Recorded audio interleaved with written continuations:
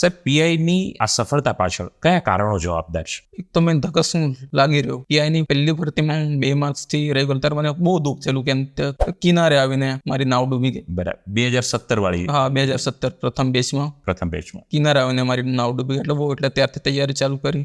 મારા ઇન્ટરવ્યુમાં માર્ક્સ પહેલા ઓછા આવેલા હતા પહેલી પીઆઈની ભરતી વખતે. તો નેક્સ્ટ ટાઈમ ઇન્ટરવ્યુ પર બહુ સારી એવું ફોકસ કર્યું ને મારો એક્સપિરિયન્સ સારો જોબ કોન્સ્ટેબલ તરીકે જોબ. એટલે પેલું કહાવત છે ને કે કરેલું કદી ફોગટ જતું નથી. એટલે કોન્સ્ટેબલની નોકરી કરીને મને એક્સપિરિયન્સ થયો જ.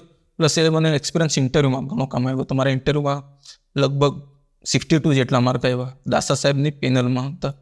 બહુ 62 એટલે બહુ સારા કહેવાય. અને વર્ષ 2017ની પીઆઈમાં મારા 38 જ માર્ક આવ્યા ત્યારે. ઓકે. એટલે આ તમે ગેપ જોઈ શકો છો મિત્રો. એટલે એક્ઝેક્ટ 24 જેટલા માર્ક્સનું અંતર ક્યાંક પડ્યું છે. 62 પહેલાં 38.